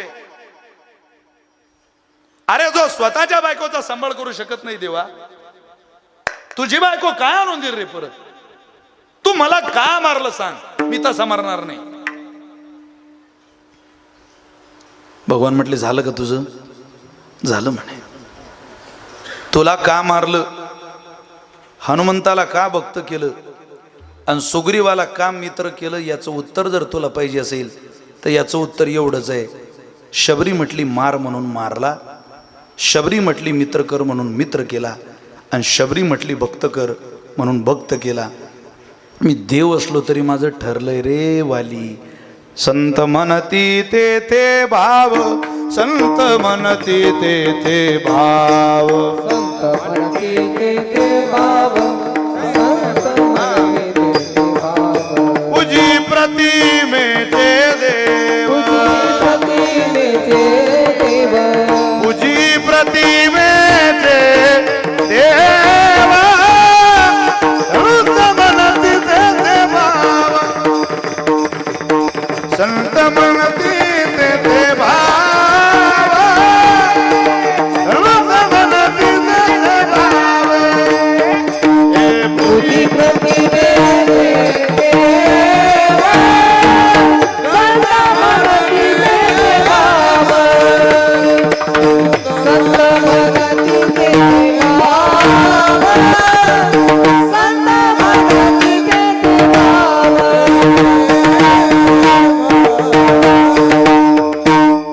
संत सांगतील तिथं विश्वास ठेवताना एखाद्याला मारावं लागलं तरी मी मारेन, इतका निखळ विश्वास ज्या परंपरेतल्या देवाचा आहे तिथं तुम्ही मी काय आपल्या बॅटरी का चमकवता इकडं तिकडं. म्हणून तुकोबारे म्हटले जा, अरे मेला गळ्या तरी भलं होईल. मुक्ताबाई जवळ जा पडून राहा. सकाराम महाराजांच्या इलोऱ्याला लाच लागली तरी साधूची लागेल तिथं. इकडं तिकडं काय पळापळी करून राहिला. जा. संत म्हणती ते भाव. कीर्तन संपत आलंय, 10:30 वाजले. थोडी मुभा होती मला आज, मुक्त छंदाने कीर्तन करायचं होतं. थोडंसं उशिरा चालू झालं म्हणून उशिरा सोडू. या भावनेने 5-10 मिनिटं इकडे तिकडे होती. संतांवर विश्वास ठेवल्यानंतर काय होतं आणि देव का विश्वास ठेवतो याचं कारण जर तुम्ही विचारत असाल तर मी एका वाक्यात सांगतो. संत व्यवहारही फसू देत नाही आणि संत परमार्थही फसू देत नाही. म्हणून कोणावर विश्वास ठेवू नका, संतांवर डोळे झाकून ठेवा. तुमचं वाटोळं नाही होऊ देणार ते कधी. कोण ज्ञानोबारांच्या वाटेला गेला, तुकोबारांकडे गेला आणि त्याचं भलं झालं नाही असा माणूस नाही. बरोबर. प्रल्हाद महाराज एक उदाहरण सांगायची गोड. 5 पुरावे द्यायचे त्या दृष्टांतामध्ये. उदाहरण फार प्रसिद्ध आहे. त्यांचं उदाहरण आहे, सखाराम महाराजांच्या पवित्र भूमीत सांगितलं पाहिजे. सांगतो ऐका, तुम्हाला आवडेल. असं म्हणे, एक राजा, त्याचे काही शिपाई, त्याचा प्रधान शिकारीला गेले. विकास महाराज शिकारीला. आणि शिकार पाहता पाहता पाहता पाहता तिघी वाटेला गेले. राजा इकडं, राजा उजवीकडं, प्रधान डावीकडं आणि शिपाई पुढं. सूर्य अस्ताला जायला लागला, दिवस मावळत होता. त्यांच्या लक्षात आलं शिकार हाताला लागली नाही आणि दिवस चालला. लवकर गावाकडे चला, नाही तर आपण इथंच अडकून राहू. म्हणून ते तिघही वेगळ्या वेगळ्या वाटेनं शहराकडे जाण्याचा प्रयत्न करत होते, मूळ वाटेला लागून. त्यातले 4 शिपाई रस्त्याला लागले पुढं. आणि त्यांनी एका आश्रमाच्या बाहेर दोन्ही डोळ्याचा आंधळा माणूस बसलेला पाहिला. आणि त्याच्याकडे जाऊन ते विचारताय. त्यांच्या बोलण्याची ट्युनिंग बघा कशी आहे. ही बोलण्याची ट्युनिंग ऐकली तर दृष्टांत कळेल. ते शिपाई गेले आणि आंधळ्या बाबाशी बोलताय. अरे आंधळ्या, अरे आंधळ्या, अरे ऐकू येतं का आंधळ्या तुला? येतं मला ऐकू. अरे आमची काही माणसं चुकली, वाट सांगता येईल का? आंधळा कृतज्ञ होता. सरळ जा, पिंपळाचं झाड आहे, पिंपळाच्या झाडाखालून उजव्या हाताला वळा, शहराकडे जा. शिपाई निघून गेले. 15 मिनिटांनं प्रधान आला. आंधळे बाबा, ओ आंधळे बाबा, आमची काही माणसं चुकली हो, आम्हाला वाट सांगता येईल का? आम्हाला शहराकडे जायचंय. जा जा, पुढं जा, पिंपळाचं झाड आहे, तिथून उजव्या हाताला वळ, शहराकडे जाशील. अर्ध्या तासाने राजा आला. त्याचं बोलणं पहा. बाबा, सुरदासजी, बरी ना तब्येत? 2 फळं देतो बाबा तुम्हाला, तुम्ही फळं घ्या. आणि तुम्हाला जर काही त्रास नसेल, कष्ट नसेल, तर माझी काही माणसं चुकली हो, मला ते तेवढं त्यांना शहरात भेटायचंय, राजवाड्यात जायचंय. मी जरा मला सांगा कसं जाता येईल शहराकडं. दोन्ही डोळ्याचा आंधळा माणूस म्हटला, राजा, आता तुझी माणसं गेली रे, पुढं जा जा, काळजी करू नको. अर्ध्या तास अगोदर तुझी शिपाई पाठवली मी, 15 मिनिटं अगोदर तुझा प्रधान गेला, तू आता आला राजा, जा, पिंपळाच्या झाडाकडून उजव्या हाताला वळ, शहरात जाशील. राज्य चालवणारा माणूस चोखंदळ लागतो. 2 पावलं पुढचे मागं घातले आणि विचारलं, बाबा तुम्हाला दिसतं का काही अंधूक? अंधूक नाही, बंदूक नाही म्हणे. गड्या, मी जन्मताच आंधळा आहे, सुरदासच आहे. पण तुम्हाला कसं माहित बाबा पुढचे शिपाई, मधला प्रधान आणि आताचा राजा आहे? मला कळत नाही ना. कोणी सांगितलं का? कोणी सांगितलं नाही राजा. पण तुला एक सांगू का, संत म्हणती ते भाव. मी ज्ञानेश्वरी वाचली, माझा ज्ञानोबाऱ्यांवर खूप विश्वास आहे. म्हणजे अरे ज्ञानोबारे बोलणाऱ्याचे शब्द ऐकले की शब्द ऐकून सांगतात याची कुवत कशी आहे, त्याचा विचार कसा आहे, त्याचा दर्जा कसा आहे. तुझे पुढचे शिपाई अरे दुधाचा ओठ सोकले नाही अशी पोरं होते रे. मी 75 वर्षाचा माणूस, मला आंधळ्या आंधळ्या आंधळ्या आंधळ्या म्हणत होते. मी तेव्हाच ओळखलं काय लेखाचे मूर्ख पोरं हे. आपल्यासारख्या वयस्कर माणसाला आंधळ्या म्हणतात. पण मी अंदाज लावला, ज्या अर्थी आपलं नाव आंधळ्या आंधळ्या घेत आहे त्या अर्थी शिपाई असली पाहिजे बहुतेक. कारण ज्ञानोबा सांगतात, जाळ जाणी जे फुले, मानस जाणी जे बोले, भोगे जाणी जे केले पूर्वजन्मीचे. माणूस बोलण्यावरून परिचित होतो. राजा, अरे तुझे शिपाई पुढं जात नाही तर प्रधानाला. तो बिचारा मला आंधळे बाबा म्हणत होता. मला समजलं बहुतेक प्रधान असलं पाहिजे गड्या. हे बिना पगारीन फुल अधिकारी होते पुढचे. आणि राजा तू आला, अरे माझे पाय काय धरले, मला फळं काय खायला दिली. वा वा वा वा, मला 100% समजलं हा राजाच आहे.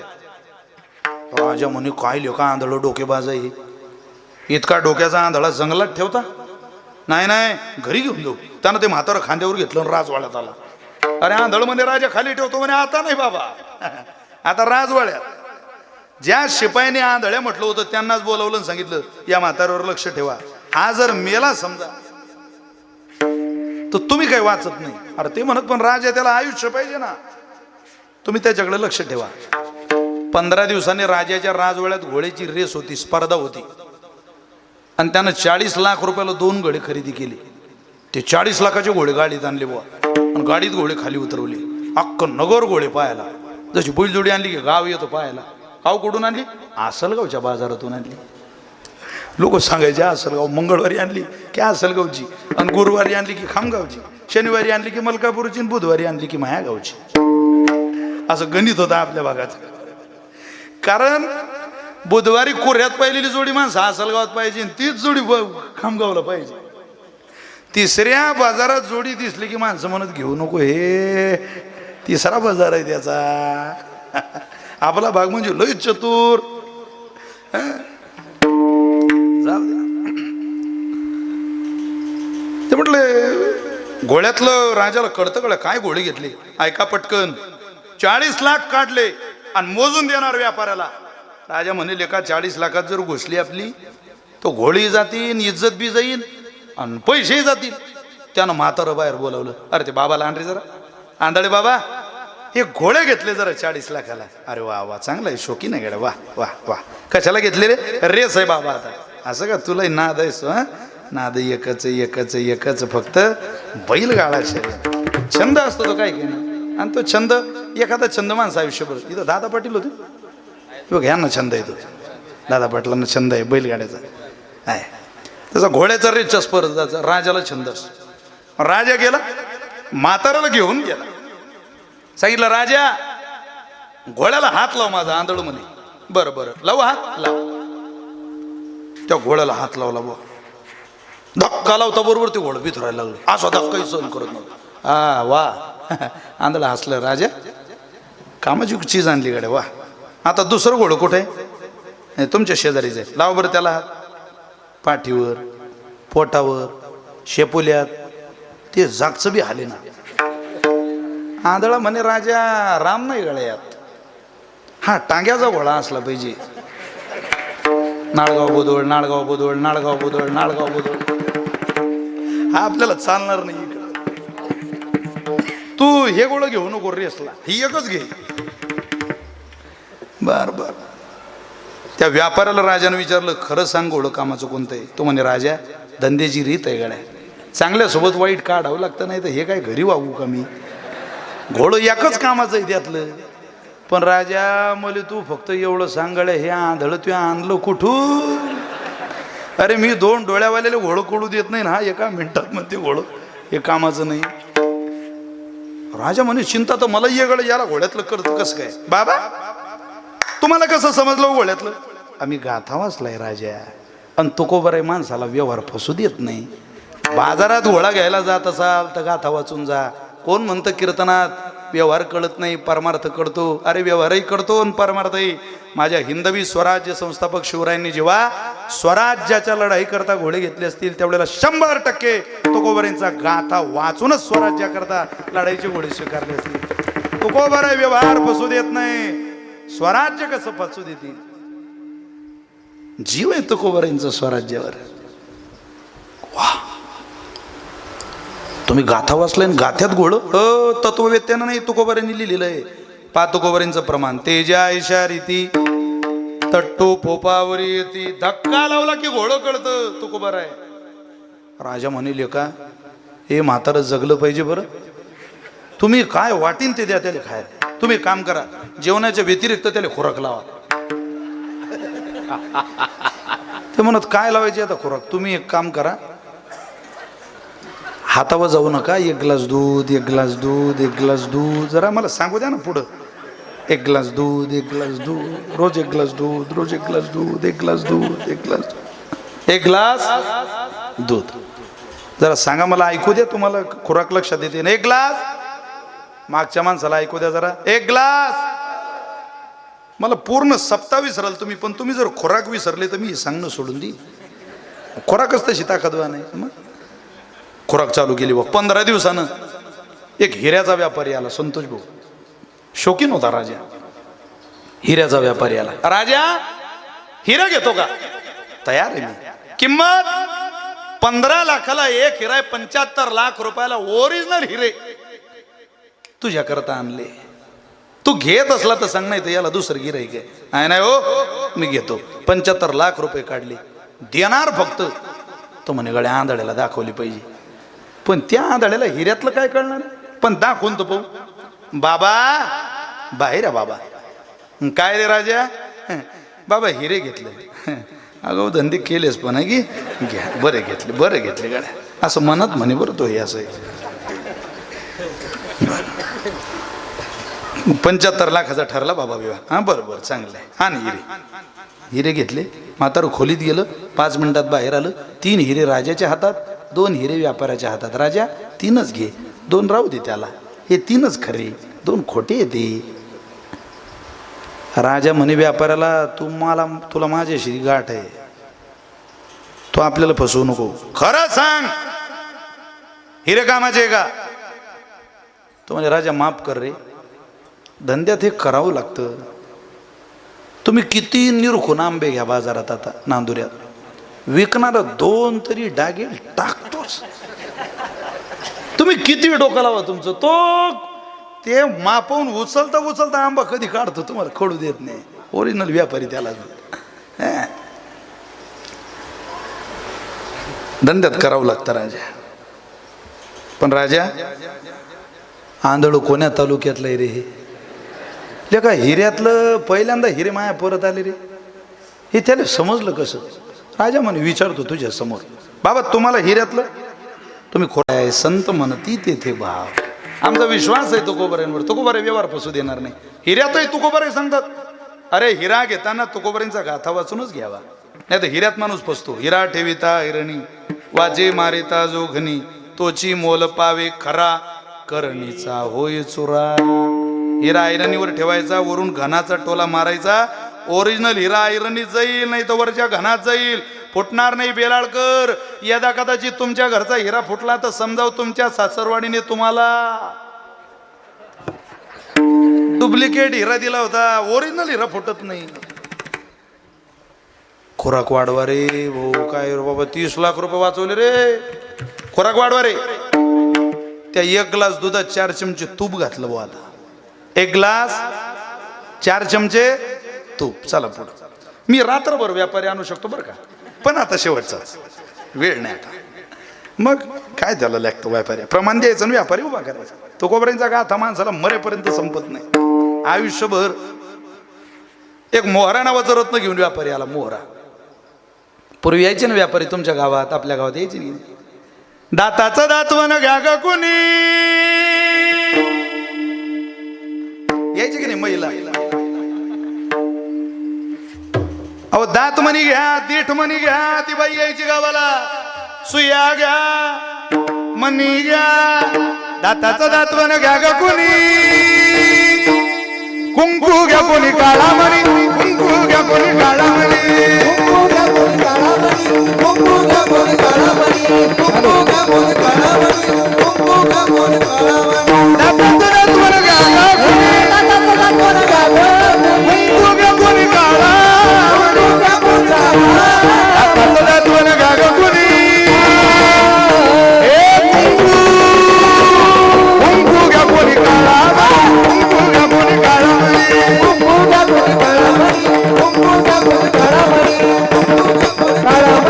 कुंकू घ्या कोणी काळा मणी.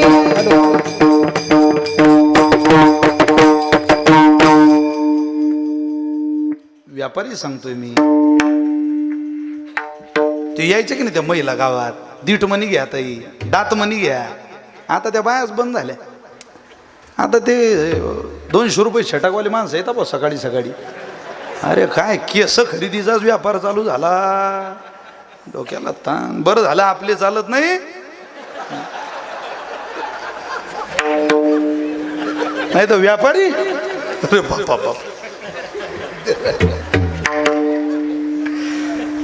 तुम्हाला 2 तास हसवणं माझ्या डाव्या हातचा मळ आहे. पण कीर्तन केवळ हसण्याकरता नसतं, एवढं कायम ध्यानात ठेवत जा. नो हे विनोद उत्तर केले रंजावयाचा लागतं त्याला. मी जे चिंतन केलं याला मला डोकं वापरावं लागलं. तुम्हाला हसवायला मला डोकं नाही वापरावं लागत. मला माझी बुद्धी वापरावी लागते थोडी थोडी. कसा वेळ मारून न्यायचा. अरे वेळ मारून न्यायला कष्टाचा रुपया थोडीच खर्च केला आपण. हा उद्धाराची दिशा दाखवणारा महोत्सव आपण उभा केलाय, ध्यानात ठेवा.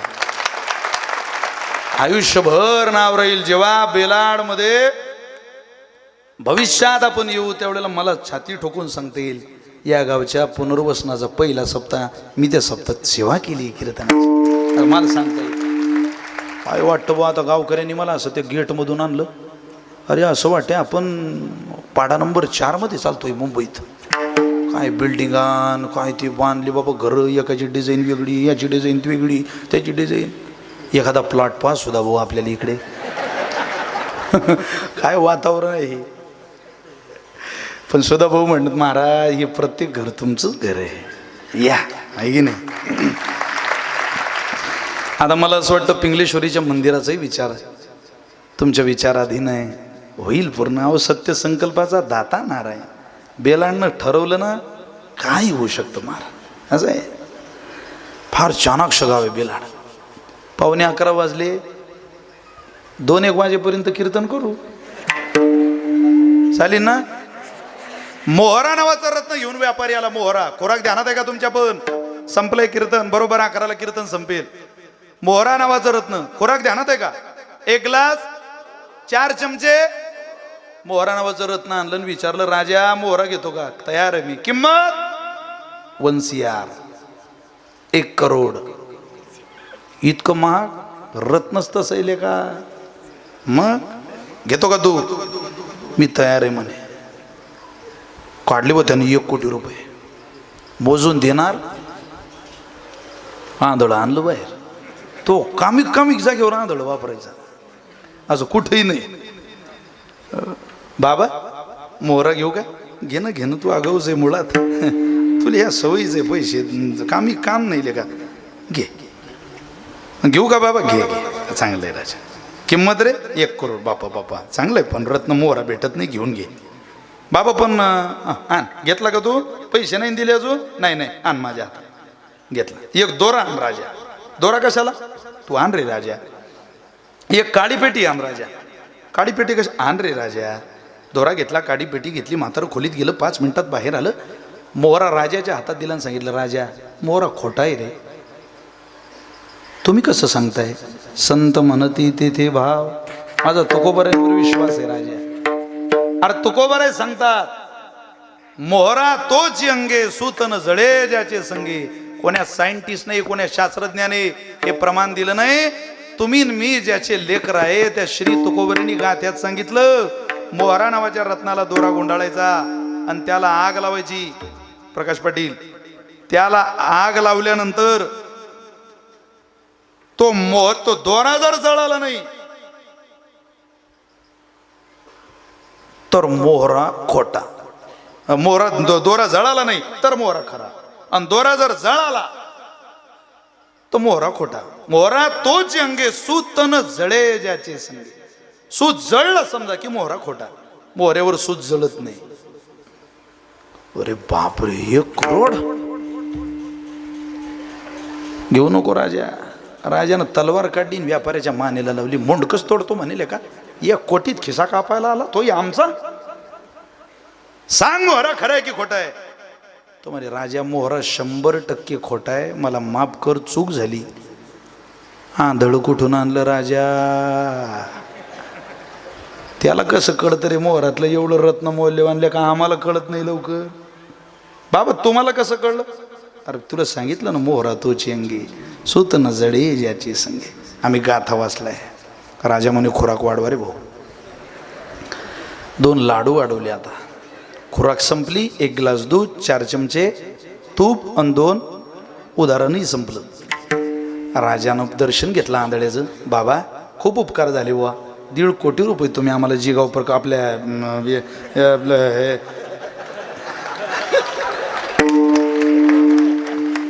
काय चतुर श्रोते गड तुम्ही. बाबा 1.5 करोड रुपये तुम्ही आमचे वाचवले हो. खरेदी काय तुम्हाला डोकं आहे, काय तुम्हाला ज्ञान आहे. वा उपकारच झाले. राजा जाऊ दे, मला लय डोकं आहे, मी सांगत नाही तुला माझं पूर्ण डोकं. अरे अजून तुले फक्त 30% दाखवलं, 70% तर मी ना बांधून ठेवलेलं आहे. वो जो बांध के रखा है वो भी माल अच्छा है, पण मैं वो दिखाने वाला नाही. राजा बेभान झाला. तो म्हणे झालं काय? तुम्हाला कळतं काय काय नेमकं? अरे वर्तमान, भविष्य आणि भूतकाळ त्रिकालाचं ज्ञान आहे मला. तुझा भूतकाळ पाठ आहे माझा भूतकाळ. हो तुझा भूतकाळ कधी सांगितला नाही बाबा. सांगण्यासारखा नाही लेका तू.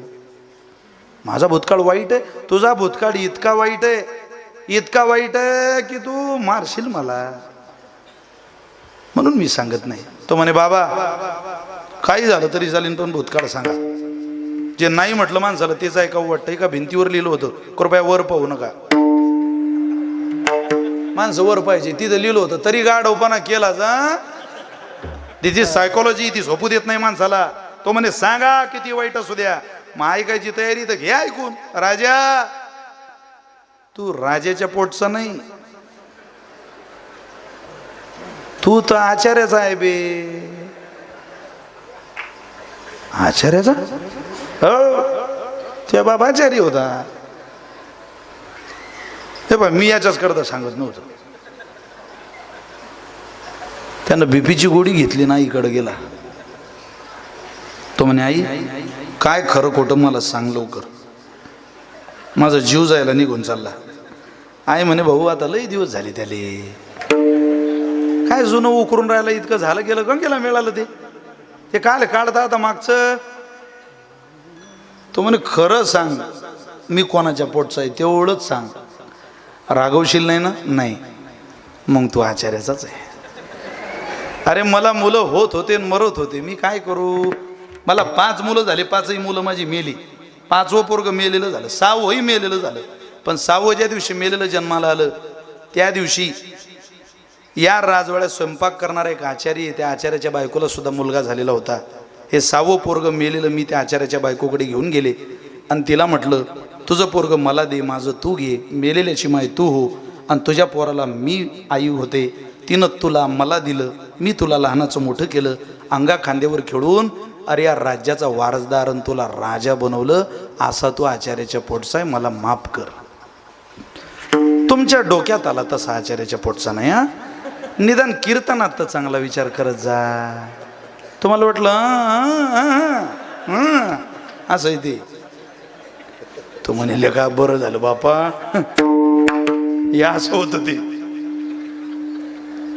तो म्हणे बाबा पण तुम्हाला कसं कळलो मी आचार्याचं आहे? माझ्या आईलाच माहिती आहे ते तर फक्त. राजा आम्ही ज्ञानेश्वरी वाचली आहे, संत म्हणती ते भाव. आमचा ज्ञानेश्वरीवर विश्वास आहे. भूमीचे मार्दव सांगे कोंबाची लवलव, अनाना आचार गौरव सुकलिनाची. अरे पीक सांगत पीक, जमीन कशी आहे तसं माणसाचं वागणं सांगतं. अगोदर हा कोण होता? 20 लाख रुपये तुझे घोडा घेताना वाचवले गळ्या राजा. तू जर खरंच राजाच्या पोटचा असता तर एखादी सोन्याची अंगठी दिली असती मला. तू दुधाचा ग्लास घेऊन आला भल्या माणसा. असं करते का राजा कोणी? अरे 30 लाख रुपये वाचवल्यावर कोणी सोने. जग वैरी झालं की तुला आरोडी देता येते. आज वैरी जग नाही, वैरी तू होता. मी आरोडी देऊ कोणाला? जगणं जर रामाचं असेल आणि मरण सुद्धा राम देत असेल तर आम्ही मरणही स्वीकारायला तयार आहे.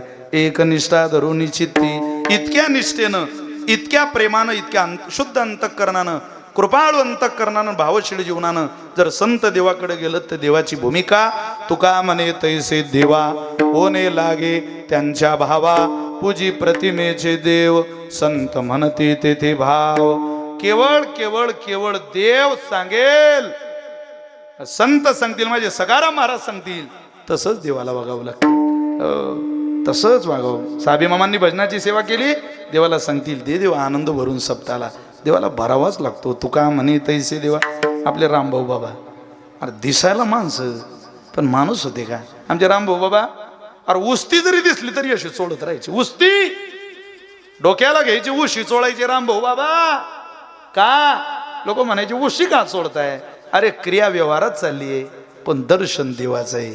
तुका म्हणे तैसे देवा होणे लागे त्यांच्या भावा, पूजी प्रतिमेचे देव संत म्हणते तेथे भाव.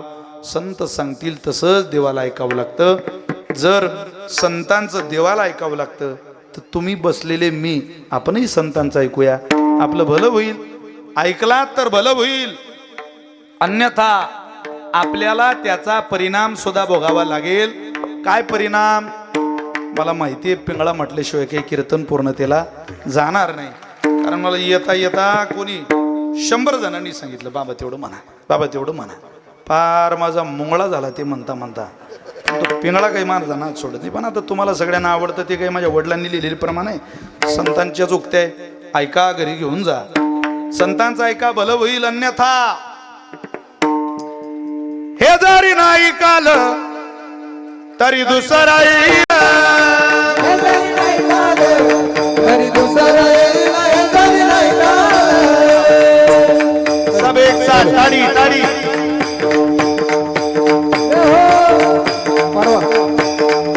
सरत शेवटी बा काळ बांधून येईल. सरत शेवटी बा काळ बांधून येईल. सरत शेवटी बा काळ बांधून येईल. सरत शेवटी बा काळ बांधून येईल.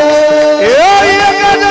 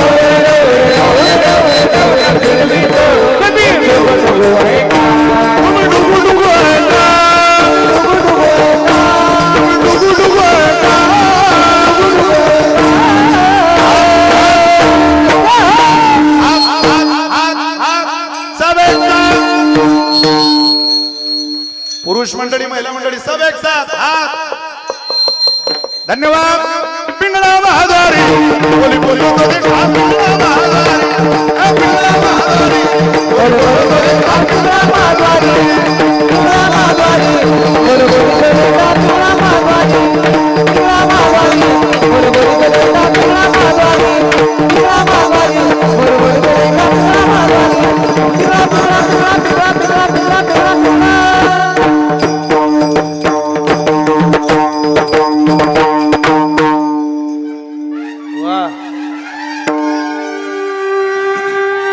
एकदा जोरदार जोरदार टाळी वाजवा दोन्ही वादकांकरता. नाशिकवरून आले विकास महाराज, पुन्हा येवल्याला सकाळच्या कीर्तनाला जात आहे. या आसाराम महाराज, विकास महाराज, अहो शिका तरुणांनी, या दिशेला या. काय मृदंगात कोण म्हणतं डीजे? अरे हजारो डीजे फिके पडतील या भजनापुढं, या नादापुढं. या जरा या आनंदात, या मस्तीत रंगून जा. ही तरुणाई आहे, तिकडं काय जाता झुम बराबर झुम शराबीन, त्याच्याबरोबर आपली खराबी. थोडा वेळ रोज नाचा, थोडा वेळ महिला मंडळी रोज नाचा. लोकांतात नाचताला नाही, आपला दरवाजा बंद करून नाचायचं. नाचण्याने माणसाचं मन हलकं होतं, गाण्याने माणसाचं मन पवित्र होतं. सगळ्यांना धन्यवाद, ग्रामस्थांना पुनश्च धन्यवाद. उपस्थितांच्या सगळ्यांच्या चरणी प्रणाम करूया. विठोबा रुक्माई भजन घेऊ.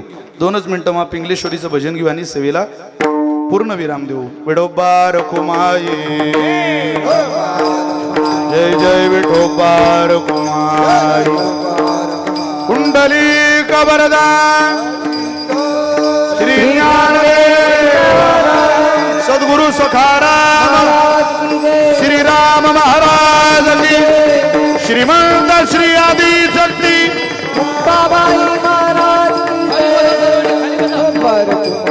ओम पिंगलेश्वरी नमो नमः. श्री पिंगलेश्वरी नमो नमः. जय पिंगलेश्वरी नमो नमः.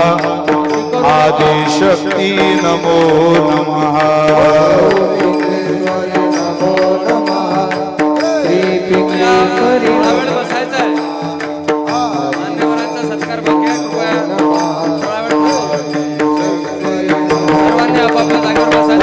ओम पिंगलेश्वरी नमो नमः. श्री पिंगलेश्वरी नमो नमः. जय पिंगलेश्वरी नमो नमः. आदिशक्ती नमो नमः. ओम पिंगलेश्वरी नमो नमः. श्री पिंगलेश्वरी नमो नमः. जय पिंगलेश्वरी नमो नमः. आदिशक्ती नमो नमः. ओम पिंगलेश्वरी नमो नमः. जय पिंगलेश्वरी नमो नमः. श्री पिंगलेश्वरी नमो नमः. आदिशक्ती नमो नमः. ओम पिंगलेश्वरी